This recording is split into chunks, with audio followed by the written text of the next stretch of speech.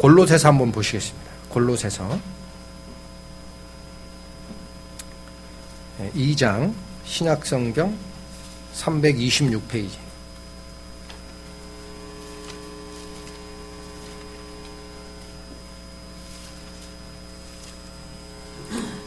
골로새서 2장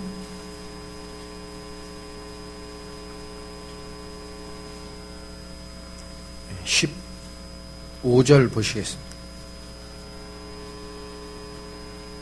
자, 읽겠습니다. 정사와 권세를 벗어버려 밝히 드러내시고 십자가로 승리하셨느니라. 이 말씀 주어지죠. 자, 이것도 자료 한번 잠깐 보시겠습니다. 지금 우리말 성경의 의미가 역시 조금 이해하기가 좀 쉽지가 않아요. 방금 읽었던 말씀입니다. 정사와 권세를 벗어버려 밝히 드러내시고 십자가로 승리하셨느니라 라고 되어 있죠. 여기 똑같이 뭐가 나와요? 정사와 권세라는 말 나옵니다. 아까도 뭐라고 그랬어요? 이는 하늘에서, 즉 하늘의 처소에 있는 정사들과 권세들에게 하나님의 모든 지혜를 알려주시기 위해서 교회가 필요하다라는 말씀을 하셨죠. 이 말도 마찬가지입니다. 그래서 이 말씀을 역시 영어 성경의 번역본인 흠정역 성경에 보면은 똑같이 되어 있어요. 정사들, 천사들이죠. principalities라고 되어 있습니다. 권능들 뭐예요? 권세들이나 똑같은 얘기입니다. powers라고 되어 있어요. 이걸 벗겨버렸다는 얘기예요. 그대로 읽겠습니다.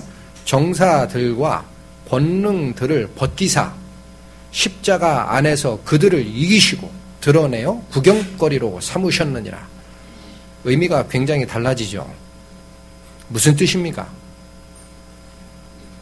타락한 천사들이 하나님의 법에 의해서 정죄받았다고 주장하니까 하나님의 자기의 백성으로 지은 인간들에게도 천사가 요구한 게 있었다라는 겁니다. 율법 줘라 이거예요. 그들도 똑같이 하나도 죄가 없어야 하나님 자녀가 되는 거 아닙니까?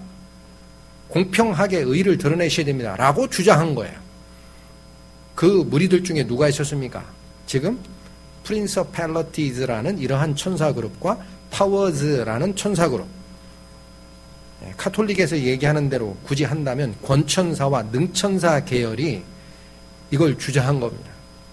그런데 그걸 십자가 안에서 어떻게 해요? 이기셨다라고 돼 있죠. 어떻게 이깁니까? 완전하게 그리스도의 피로 율법이 요구하는 것을 다 만족시키시는 거예요. 그러니 이기는 거죠. 율법이 더 이상 어떻게 돼요? 하나님의 은혜 아래에서는 효력이 없는 겁니다. 효력이 없는 것보다는 표현을 바꾸겠습니다. 율법에서 요구하였던 죄가 하나도 없어야 된다라는 그런 요건들을 하나님 자신이었던 그리스도께서 어떻게 되어 있어요? 성경 말씀대로면 그는 본체 뭐라고 그래요? 하나님이시나 어떻게 되어 있어요? 자기를 동등됨으로 취할 것으로 여기지 아니하시고 자기를 비어 어떻게 돼요? 종의 형체를 가져 사람의 모습으로 나타나셨다라고 되어 있어요. 그게 아들 하나님인 그리스도가 성육신 하시는 과정입니다. 그러니까 본인이 직접 오셔서 어떻게 돼요? 요구했던 모든 율법의 요구를 다 이루십니다. 어떻게 해서 이루셔요? 십자가에 돌아가시면서. 그러니 율법이 하나님의 은혜를 뛰어넘습니까? 하나님의 은혜가 율법의 권능을 뛰어넘은 겁니까? 뛰어넘으신 거예요. 율법이 요구하는 것은 죄 있으면 죽는다는 얘기입니다. 다시 얘기하면 하나님 나라에 올 수 없다. 그런데 하나님께서 육신이 죄가 없지만 피가 있는 육신의 모습으로 오시고 그 피를 흘리시면서 직접 벌을 다 지고 가셨어요. 죽었어요. 죄의 권능은 뭐예요? 율법이고 그 쏘는 것은 뭐예요? 사망이라고 돼 있죠. 제가 지금 말을 정확하게 지금 말씀을 잘못 전할 수도 있어요. 곧 찾아보세요. 예. 죄의 값이 사망이에요. 그래서 그걸 다 졌어요. 자기가. 그리고 어떻게 됩니까? 다시 이기신 거예요. 부활하셔서. 그러니 어떻게 돼요? 율법이 요구하는 모든 요구사항을 다 만족시키시고도 다시 살아나시는 승리하시는 일이 어디에 있었다라는 겁니까? 십자가 구속사건에서 다 드러났다는 거예요. 그러니 누가 구경거리가 되는 거예요? 그거 요구했던 천사들은 뭐예요? 구경거리가 된 거예요. 아, 꼴 좋다 이거지. 우리말로 얘기하면 꼴 좋다. 니네들이 요구했지. 안 되는 것 같았지. 하나님의 공의가 모든 사랑으로 다 이루어진 걸 보았느냐?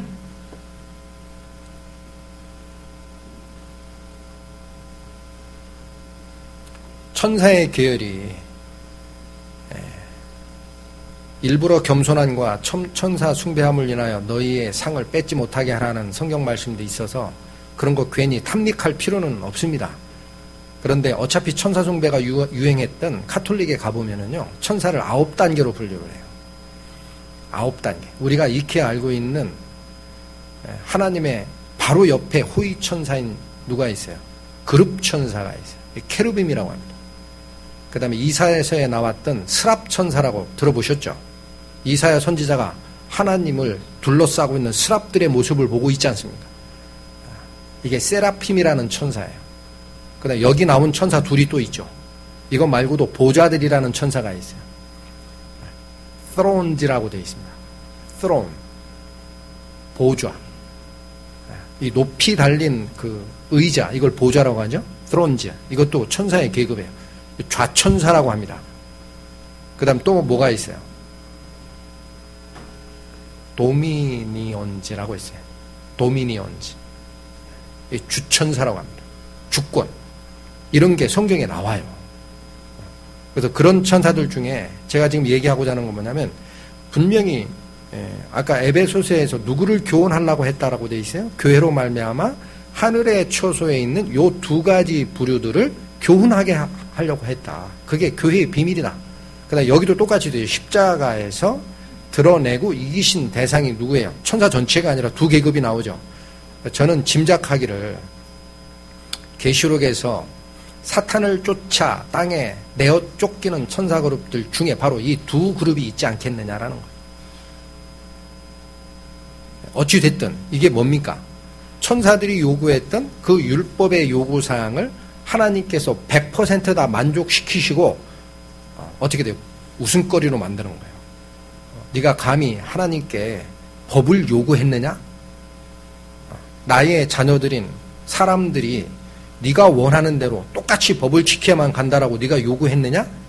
네 요구를 내가 100% 만족시킨 걸 보느냐? 이거예요. 이게 십자가의 승리입니다. 그러니까 여기서부터는 이제 중요합니다. 이렇기 때문에 복음을 전하는 사역, 율법은 천사들의 요구사항으로 말미암아 주어진 거지만 복음을 전하는 이 사역은 요 두 가지 반역한 천사라고 예상이 되는 두 가지 천사 말고도 하나님 편에 서 있는 천사들도 있죠. 그 천사들에게 그 사역을 맡기실 수 있느냐라는 거예요. 천상의 법칙으로 생각할 때 맡길 수 있느냐. 맡기실 수 있을지도 모르겠어요. 근데 하나님께서는 안 맡기십니다. 왜 안 맡겨요? 그 천사들 중에 일부가 반역하는데 그 천사들은 뭡니까? 교훈의 대상입니다. 너희들도 같이 배워라 이거예요. 다시는 하늘에서 반역이 일어나면 안 된다. 그래서 이 복음을 전하는 역할은 절대 천사에게 맡기시지를 않습니다. 누구에게 주시게 돼 있어요? 우리에게 주시게 돼 있어요. 왜 그게 하나님의 공의의 법칙에 합당한 얘기입니까? 우리는 잘 생각하십시오. 우리는 처음부터 만들어질 때에 100% 선택권을 하나님이 부여해서 만드신 존재입니다. 굉장히 약할 수도 있어요. 내가 잘못 선택해서 사탄 쪽에 가면 어떻게 돼요? 지옥 가는 거예요. 근데 내가 정확하게 선택하고 정확한 법의 원리를 이해한 다음에 은혜 속으로 속하면 하나님의 영화로움이 내게 되는 겁니다. 그러니까 약할 수도 있지만 어때요? 원래 하나님이 정한 법칙에 따라 하나님을 선택한 이 자들은 굉장히 영화로운 존재입니다. 천사보다 훨씬 뛰어나요. 성경에 그렇게 되어 있습니다. 뭐라고 되어 있습니까? 천사들은 구원받을 후사들을 섬기라고 보낸 영들이 아니냐라고 되어 있습니다. 구원받은 우리 인간의 영은 그래서 굉장히 영화로운 거예요. 그리고 왜 그들에게 복음을 맡기는 것이 하나님의 입장에서 공의로운 겁니까? 강압이 아니거든요. 천사는요, 처음에 천사들은 하나님이 부리는 종으로 만드신 거예요. 그래서 이건 반역이 허락이 돼 있지 않습니다. 반대가 허락돼 있질 않아요.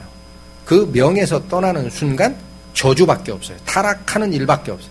근데 인간에게는 뭐를 줬어요? 선택권을 줬죠. 그러니까 생각을 가만히 해보시면 중간에 선택권을 100% 가지고 있는 인간인데 구원받은 우리 성도들은 죄의 법과 하나님의 선의 법을 중간에서 다 보고 잘못됐구나. 죄의 법이. 나는 하나님을 쫓아갈 것이다. 라고 자유의지를 작동을 한 영들입니다. 맞습니까? 그 100% 자유의지를 작동했던 그 영들은 100% 자유의지를 가지고 아직 방황하고 있는 그들에게 권할 수 있어요. 그건 강압이 아닙니다. 무슨 말인지 아시겠죠? 하나님의 명령을 100% 그냥 수행할 수밖에 없는 천사를 통해서 복음을 전하게 되면은 자유의지로 선택하라는 법에 어긋나는 거예요. 그들은 명령을 따르는 자들입니다. 그렇죠? 그러나 우리 인간들은 어떤 상태예요? 자유의지가 있는 자입니다. 그러다 내가 봤더니 여기가 아니고 여기가 맞더라. 그 말을 전하라 이거예요. 누구에게? 자유의지를 가진 인간에게. 그러면 그건 하나님의 법에 정확하게 합치되는 것이다. 강압이 아니다. 그래서 복음을 전하는 사역은 절대 천사에게 맡겨 있지 않습니다. 그게 구원받은 우리 성도들에게 주는 거예요.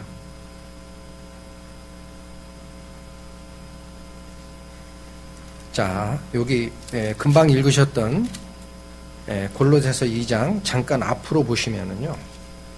골로새서 1장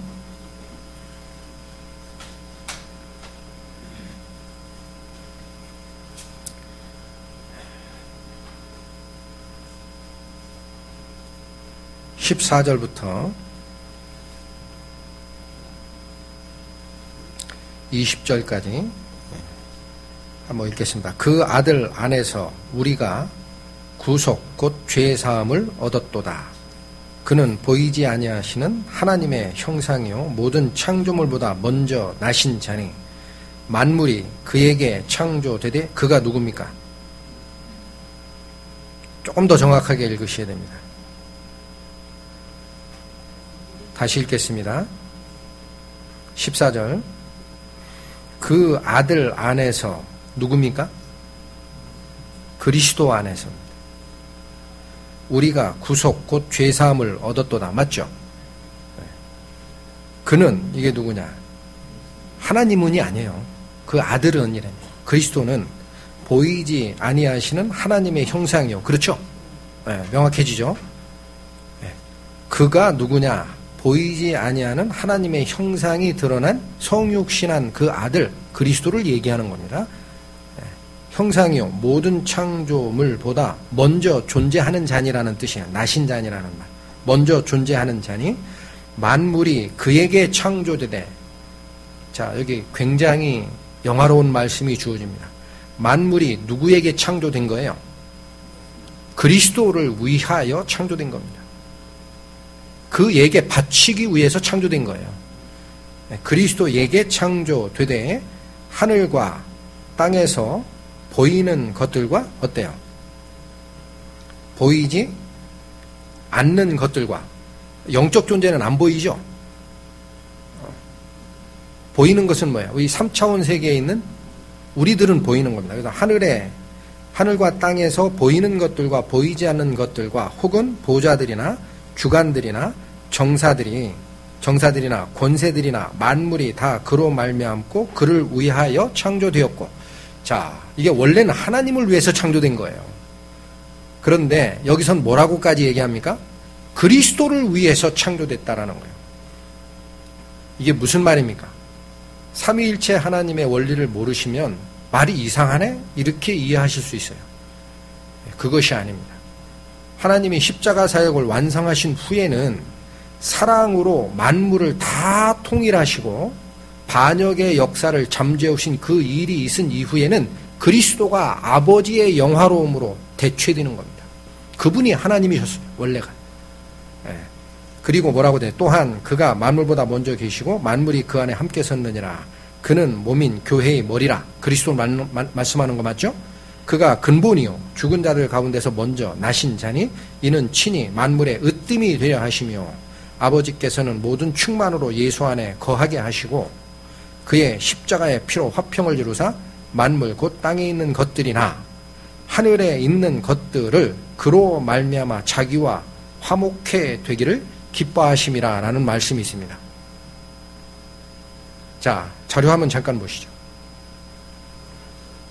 여기 보시면 방금 읽으셨던 요 말씀 중에 16절에 있는 말씀입니다. 만물이 그에게 창조되되 하늘과 땅에서 보이는 것들과 보이지 않는 것들, 예를 든 겁니다. 이 혹은 혹 뭐예요? 예를 들면 보좌들, thrones 나오죠. 이게 천사입니다. 주관들 뭐예요? 아까 얘기한 dominions, 정사들, principalities 아까 나온 거예요. 권세들, powers. 그러니까 정사들과 권세들은 십자가에서 밝히 드러내고 구경거리를 만드는 천사의 계급이고 앞에 있는 보좌들이나 주관들은 그런 거기에는 언급이 안 돼 있었죠. 그러니까 예상을 하는 거예요, 그냥. 그래서 이런 천사의 계급은 반역에 동참하지 않은 쪽이 가능성이 있다. 어찌 됐든 이게 다 뭐예요? 하늘에 있는 영적 존재들을 얘기합니다.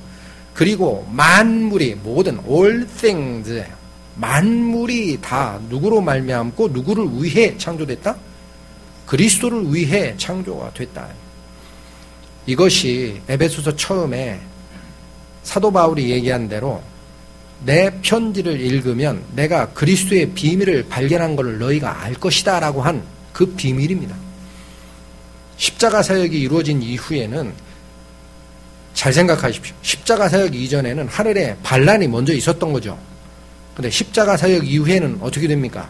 그 반란과 법을 엄하게 요구했던 천사들의 모든 요구들을 그리스도께서 십자가에 완성하시고 나서 어떻게 돼요? 보았느냐? 네가 똑똑히 보았지? 네가 요구한 모든 요구사항을 하나님이 다 이루셨다. 그것이 하나님이 요구하는 은혜니라.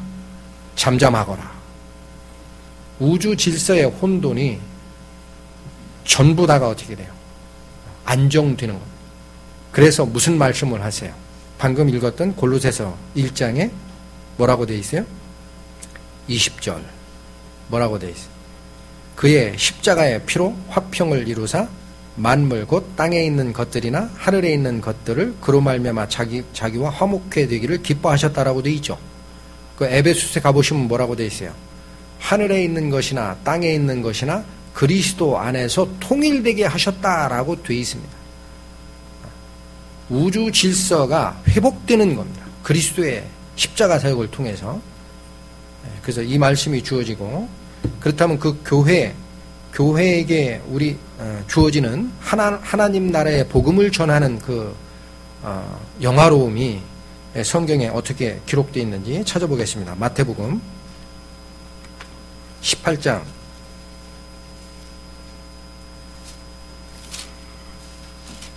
신약성경 30페이지입니다. 마태복음 18장 18절. 자, 그리스도께서 제자들에게 하신 말씀입니다. 읽겠습니다. 진실로 너희에게 이르노니 무엇이든지 너희가 땅에서 매면 하늘에서도 매일 것이요 무엇이든지 땅에서 풀면 하늘에서도 풀리리라. 여러분, 카톨릭에서는 예수님이 베드로에게 내가 이 반석 위에 내 교회를 세우리라 하고 내가 천국 열쇠를 너에게 주노니 하면서 이 비슷한 말씀을 먼저 주신 적이 있었죠. 그래서 자기들이 제사권, 죄를 사하는 속죄 고난이 자기들이 신부들이 행사하려면 첫째 교황, 제1대 교황을 베드로를 세워야 된다라고 세운 거예요. 근거가 없는 건데 베드로는 결혼도 했습니다. 장모가 있었어요. 그렇죠? 맞지도 않는데 세운 거예요. 그런데 마태복음의 이 구절을 보면은 베드로에게만 준 고난이 아닙니다. 여기 뭐라고 돼 있어요? 너희 제자들 전체입니다. 천국의 열쇠는 제자들 전체에게 주신 거예요. 맞죠? 예수 그리스도의 그 복음을 전하는 역할은 제자들 전체에게 주신 모양이 여기 분명하게 보입니다. 그 다음에 요한복음 가보시겠습니다. 요 말씀이 좀 더 분명하게 드러나는 것이 요한복음 30장입니다. 20장. 신약성경 184페이지입니다. 요한복음 20장 23절. 자, 이거는 어느 때 주신 거냐면요.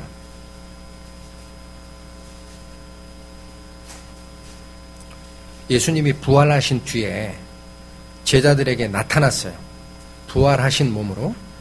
그리고 하신 말씀입니다. 22절 보겠습니다. 이 말씀을 하시고 저희를 향하여 숨을 내쉬며 가라사대 성령을 받으라.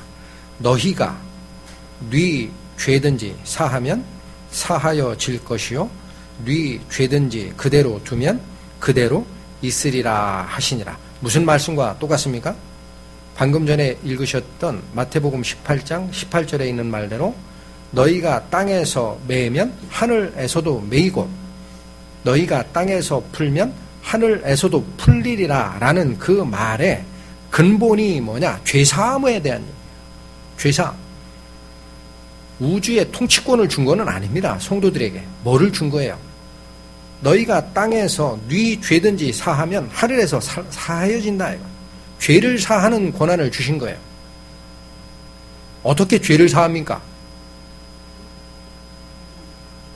복음을 전하여 죄 사함으로 인도하는 역할을 하는 거예요. 성도들이. 이것이 복수적으로 주어져 있죠. 너희라고 주어져 있죠. 분명히. 자, 그리고 요한복음 지금 찾으셨던 20장에서 몇 장 앞으로 가시면 17장이 있습니다. 17장.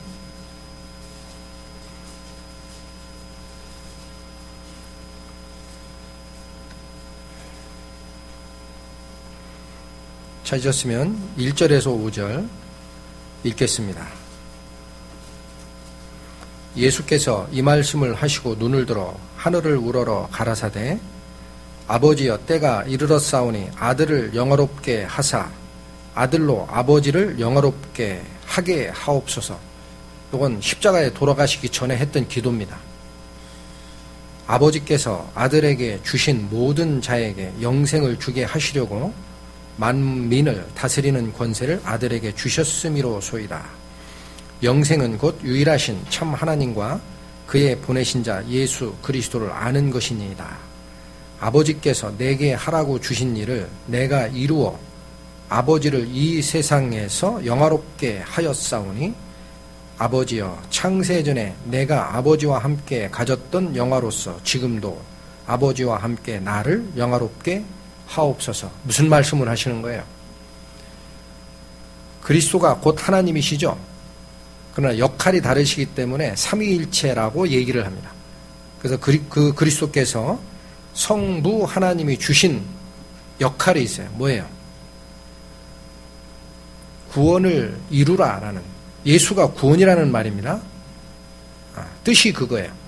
죄짐을 지고 대신 속죄를 하면서 구원을 이루라라는 그 일을 내게 주신 거예요. 그래서 그걸 이루었다라는 겁니다. 그러니까 4절 보세요. 아버지께서 내게 하라고 주신 일을 내가 이루어 아버지를 이 세상에서 영화롭게 하였사오니, 그 십자가 구속 사건이 완성이 된 다음에는 하나님의 영화로움이 더 이상 흔들리지 않는 겁니다. 천사가 아무리 뭐라고 해도, 타락한 천사가 아무리 공의가 어쩌고 저쩌고 물고 늘어져도 하나님의 공의가 100% 이루어진 게 드러난 겁니다. 그러니 하나님의 영화가 어떻게 해요? 완전하게 드러나게 되는 거죠. 그렇게 하였사오니 5절 아버지여 창세전에 내가 아버지와 함께 가졌던 영화로서 지금도 아버지와 함께 나를 영화롭게 하옵소서. 하나님의 영화로움이 그리스도로 이관되게 되어 있어요. 나중에 어디까지 갑니까? 그 영화로움이 이전되면서 아버지께서 아무도 친히 심판하지 아니하시고 심판하는 권세를 다 아들에게까지 넘기시는 겁니다. 그 이후에 세상의 모든 권한을 누구에게 이관해요? 그리스도의 역할을 수행하셨던 아들 하나님께 다 영화를 주시는 거예요. 요 일이 있은 다음에 요건 그리스도께서 십자가 사역을 순종하면서 원래부터 태초부터 계셨던 성부 하나님의 영화로움에 동일하게 영화로움이 참여하는 그 과정을 설명하신 거예요. 그런데 우리들에게 너무나 영화로운 말씀이 있어요. 17절, 18절 보십니다. 저희를 진리로 거룩하게 하옵소서. 아버지의 말씀은 진리니이다. 아버지께서 나를 세상에 보내신 것 같이 왜 보내셨는지는 드러났죠. 십자가 구속사업을 하라라고 보내신 겁니다. 그렇게 보내신 것 같이 나도 저희를 세상에 보내었고, 무슨 말씀입니까? 성부 하나님이 그리스도에게 행하라 하신 그 일을 하시러 아들 하나님을 보내신 것과 똑같이 그리스도도 성도들, 구원받은 성도들을 세상에 보내는 거예요. 영화로움이 어떻게 됩니까? 다시 한번 우리에게 주어지는 겁니다. 또 보겠습니다. 22절. 이 말씀이 쭉 나오시면서 뭐라고 나오나요? 22절. 내게 주신 영광을, 아까 언제 그리스도께 영광을 주셨죠? 5절에 나왔죠. 그렇죠? 4절 5절에 나왔습니다. 창세 전부터 아버지와 같이 있었던 그 영화로움을 이제는 나에게 주소서. 그렇게 영화로움을 주신 그것을 22절 봅니다. 내게 주신 영광을 내가 누구에게 줘요? 저희에게 주었사오니 이는 우리가 하나 된 것 같이. 여기 우리는 누굽니까? 아들 하나님과 성부 하나님이 원래 하나신 거예요. 하나 된 것 같이 저희도 하나가 되게 하려 함이니라. 저는 이 말씀을 받고 뭐라고 감사를 표현할 수 없었습니다. 하나님께서 그리스도께 주신 영광을 그리스도가 누구에게 준다는 얘기예요. 구원받은 성도들에게 똑같이 주겠다라는 겁니다. 그러면서 어떻게 해요? 내가 성부 하나님의 일을 하러 왔듯이 너희도 어떻게 하라? 그 하나님의 사랑의 완성을 세상에 나가서 전하는 일을 하거라. 그것이 하나님의 영화로움에 동참하는 것이다. 더 이상 어떤 영화로움이 있겠습니까? 우리에게. 이것이 교회의 비밀이다라는 거예요.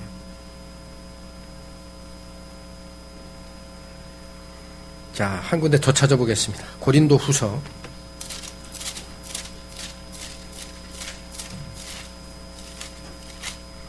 고린도 후서 5장, 신약성경 290페이지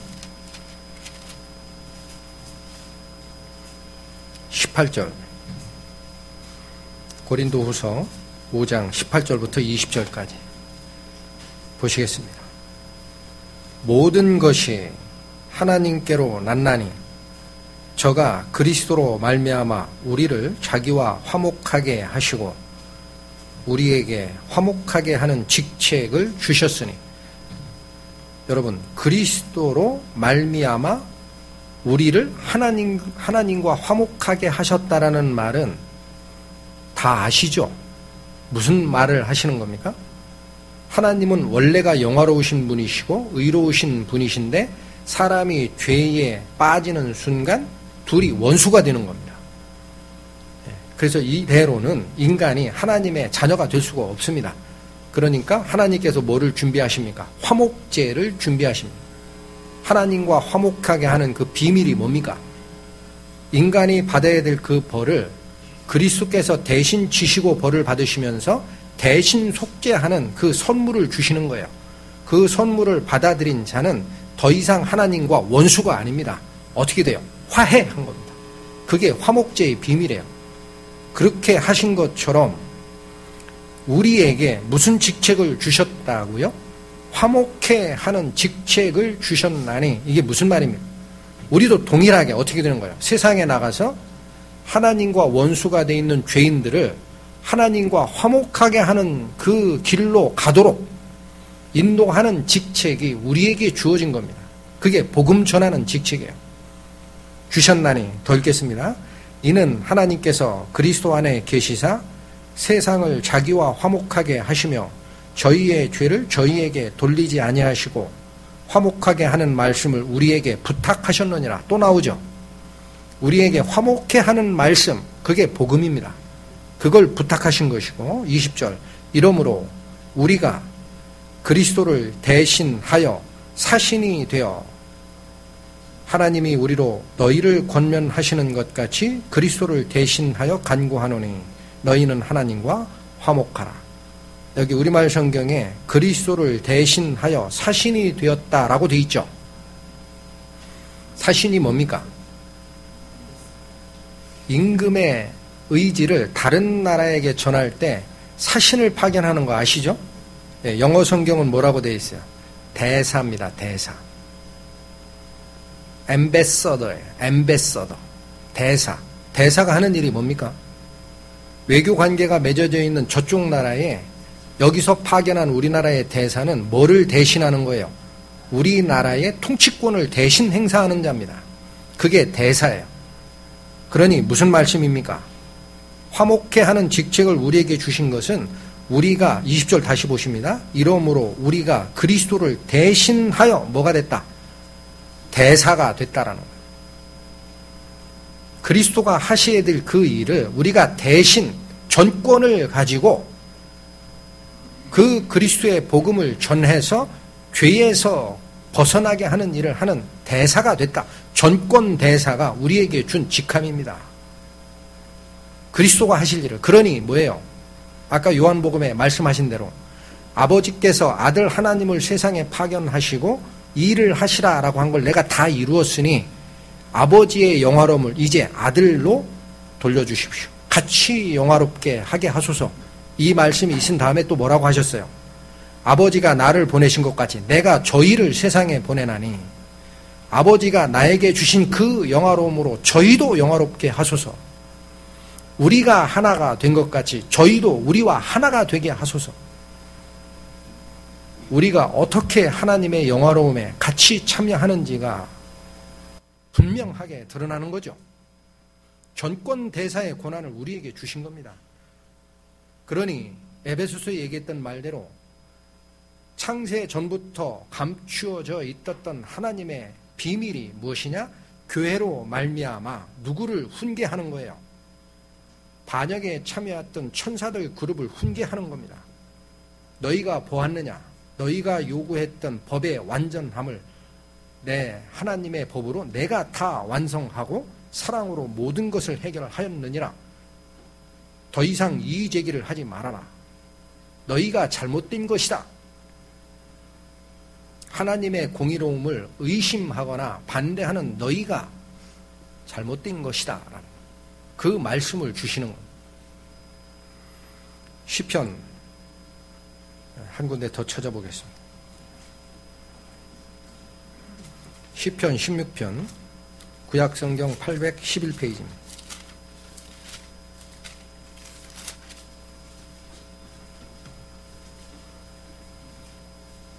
시편 16편 3절입니다. 찾으셨으면 읽겠습니다. 땅에 있는 성도는 존귀한 자니 나의 모든 즐거움이 저희에게 있도다. 무슨 말씀인가요? 분명하게 드러나죠. 여러분 아까 마태복음 18장 18절에 뭐라고 되어 있어요? 너희가 땅에서 매면 하늘에서 매이고 너희가 땅에서 풀면 하늘에서 풀리리라 라는 권한을 주신 겁니다. 그리스도의 전권 대사로 위임하신 거예요. 우리를. 이해하시겠죠? 그럼 그 일이 생각하십시오. 구원받은 성도여도 지상사역의 임무가 끝나고 죽은 다음에 하나님 우편에 가 있는 성도들에게는 그 전권대사의 지위가 해제가 됩니다. 그들은 할 수가 없어요. 누구만 할 수 있어요. 땅에 있는 몸을 가지고 아직 살아있는 우리 성도들이 몸을 가지고 아직 죄 속에 헤매는 그 영혼들에게 하나님의 복음을 전하는 그 전권대사의 권한이 그때까지 있는 거예요. 그러니 하나님께서 뭐라고까지 얘기하신 겁니까? 하늘에 있는 성도라고 얘기를 안 하십니다. 땅에 있는 성도가 존귀한 자다. 얼마나 존귀할까요? 그리스도의 전권 대사이면 여러분 우리나라 대사가 다른 나라에 파견되면 무슨 대우를 해줍니까? 국가 수반의 대우를 해줍니다. 국가 수반, 대통령의 예우를 하는 거예요. 왜? 그 나라를 대신해서 온 자니까. 이만큼 존귀한 겁니다. 그리스도의 전권 대사이므로. 귀한 자니 나의 즐거움이 일부만 있어요? 뭐라고 표현되어 있습니까? 하나님이 모든 즐거움이 땅에 있는 그 하나님의 복음을 전하는 성도에게 있는 거예요. 하나님이 그걸 보시고 즐거워하시는 거예요. 우주 질서를 확립하신 그 복음을 전하는 그 역할이 그렇게 존귀하고 어떻습니까? 하나님 보시기에 굉장히 즐거운. 이 복음을 우리가 어떻게 해야 되겠습니까? 첫 번째, 하나님께 감사해야 합니다. 두 번째, 하나님이 이룩하신 그 영화로움에 우리의 뭔가 부족함이 근거가 돼서 가로막는 일이 있으면 안 되겠죠. 자꾸 돌아보셔야 됩니다. 말씀으로 돌아보시고 우리가 게을러서 못하는 것이 있는가 돌아보시고 나의 시간을 투자하고 성경에 뭐라고 돼 있어요? 너희는 그리스도의 군사로 모집함을 받은 자다라고 돼 있습니다. 군사로 모집함을 받은 자는 군사로 모집한 자를 기쁘게 하는 것이 임무다라고 돼 있습니다. 자기 생활에 얽매이는 자가 있느냐? 없다라고 돼 있습니다. 우리 군대에 징집해서 들어가면 자기 생활에 얽매이는 게 아니라 위에서 내려오는 명령에 복종하고 모든 시간을 다 거기에 쓰게 돼 있죠. 우리의 전권대사의 지위는 영화로움만 있는 것이 아닙니다. 우리가 해야 할 일이 분명히 드러나는 겁니다. 그것이 우리가 살아가야 될 앞으로의 목표고 우리가 해야 할 영화로운 일인 겁니다. 마치시겠습니다. 잠깐 기도드리겠습니다. 하나님 아버지 감사합니다. 오늘 저희는 성자 하나님께서 완성하신 하나님의 영화로움을 미천한 저에게까지 위임하시고 땅끝까지 하늘의 복음을 전하라 하신 그 말씀의 진정한 의미가 무엇인지를 살펴보는 시간을 가졌습니다. 이 영화로운 직함을 저희들이 수행함에 있어 저희의 부족함이나 불비함으로 그 일이 거치는 것이 되지 않게 하여 주시고 저희의 마음을 낮추시고 눈을 열어주셔서 하나님께서 저희를 향하신 그 뜻이 진정 무엇인지를 바라보고 하나님께서 주시는 그 능력으로 말미암아 쫓아갈 수 있는 저희가 되도록 항상 인도하여 주시기를 원합니다.